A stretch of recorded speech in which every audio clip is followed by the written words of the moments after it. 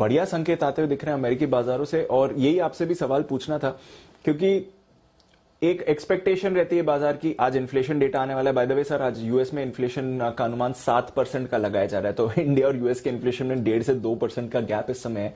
But वही बात है, फेड चेयरमैन ने ऐसा कुछ नया नहीं कहा, जैसा आप सुबह भी एक्सप्लेन कर रहे थे, पर एक बात उन्होंने जरूर कही, वो बॉन्ड सेलिंग को लेकर। तो एक बार जरा ये समझाएं सर, जो फेड चेयरमैन के कल बयान थे, बाजार बयान से पहले नर्वस था, बयान के बाद पॉजिटिव हो गया, ये क्या हुआ सर?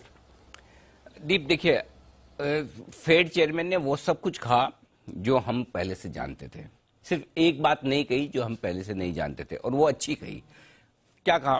उन्होंने कहा ब्याज दरें बढ़ेंगी, हमें पता है। उन्होंने कहा कि भाई हम टेपरिंग शुरू कर रहे हैं, ये भी पता है।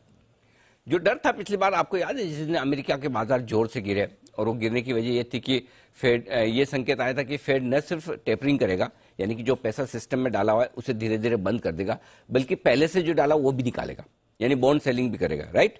तो वो बॉन्ड सेलिंग के डर से कि भाई एक तरफ तो आपने, ठीक है, आप नया पैसा नहीं डाल रहे हो, कोई बात नहीं, बंद कर रहे हो, ठीक है, समझ में आता है, लेकिन पुराना तो मत निकालो, उससे डरे थे अमेरिकी बाजार।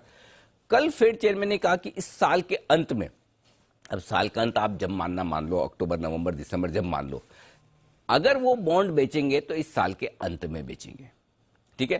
पहली तो बात तो ये कि जो भी आपको जो स्टिमुलस दिया हुआ है, जो भी आपको ये राहत पैकेज दिया हुआ है, वो मार्च तक खत्म हो जाएगा, यानी कि मार्च तक आपकी जो अब फ्रेश बाइंग बॉन्ड्स की नहीं होगी, जितनी होनी है मार्च तक, अगले महीने 2 महीने में हो जाएगी कंप्लीट खत्म, उसके बाद नहीं करेंगे।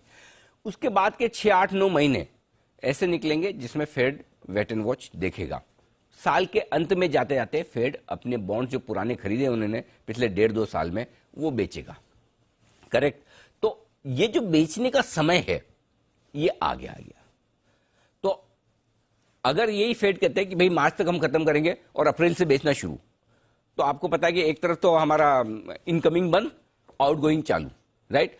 तो वो इनकमिंग और आउटगोइंग के बीच में 6-8 महीने का जो गैप आ गया, बाजार को वो पसंद आया। इसका मतलब यह कि आपके पास तेजी करने का और 4-6 महीने, 8 महीने का लाइसेंस है अमेरिकी बाजारों में, कि जल्दी से लिक्विडिटी निकलने वाली नहीं है।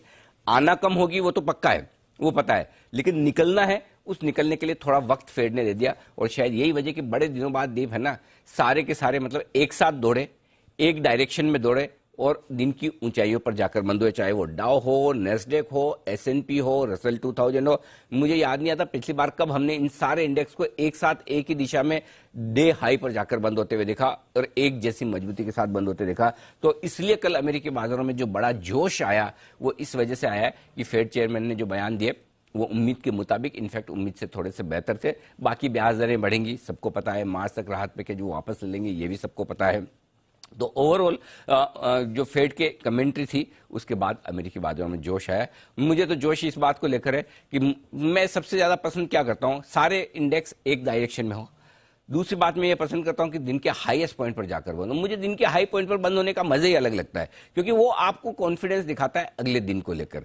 अगले दिन को अगर आप कॉन्फिडेंट नहीं हैं तो आप डे हाई पर बंद क्यों होंगे। तो कल हमारे बाजार भी डे हाई के नजदीक जाकर बंद होने की कोशिश करते हुए दिखे। बैंक निफ्टी पर तो हुए ही हैं, और निफ्टी पर भी अच्छी मजबूती के साथ बंद हुए, और वैसा ही रुझान अमेरिका से मिला। तो जो रिस्क लेने वाले ट्रेडर्स हैं, जो ओवरनाइट पोजीशन रखते हैं, अगर वो डे हाई पर या डे लो पर बंद हो और बाजार नेक्स्ट डे उनकी उम्मीद के मुताबिक खुले, तभी तो रिस्क खुलती है, तभी तो अगली बार आदमी फिर से रिस्क लेने की कोशिश करता है। फर्ज करें कल 18,050 पर आप लेकर जाए, 150 पॉइंट नीचे खुले, तो फिर आपको फायदा क्या हुआ? एक तो ये आपने ओवरनाइट टेंशन रखी वो अलग, दूसरा आप ऊपर के लेवल पर फंस गए, तीसरा नीचे खुलने पर या तो आपका स्टॉप लॉस ट्रिगर होगा, या आपको एवरेज करना पड़ेगा, या आप इंतजार करेंगे वापस भाव आए तब निकलो। तो इन सब के बजाय अगर आपको रिवॉर्ड मिलता है कि आप कल 18,050 पे लेके गए, आज 100-125 पॉइंट आपको ऊपर मिलेंगे, तब तो मजा है। तो मुझे लगता है बाजार रिस्क लेने वाले ट्रेडर्स को रिवॉर्ड कर रहा है। कम से कम पिछले 2 हफ्तों का ट्रेंड ये साफ दिखा रहा है, और अमेरिकी बाजार आज इसमें तेजी की आग में घी डालने का काम करेंगे। तो बेहद मजबूत शुरुआत जो SGX निफ्टी की होती दिख रही है, वो एकदम जायज दीप बनती है इतनी। तो बिल्कुल, तो जबरदस्त एक्शन के लिए आज हो जाइए तैयार। बाजार भी बड़ी तेजी के लिए आज आपको इंडिकेशन दे रहे हैं। तो चलिए सर, बाजार की आपसे स्ट्रैटेजी लेनी है, पर थोड़ा स्टॉक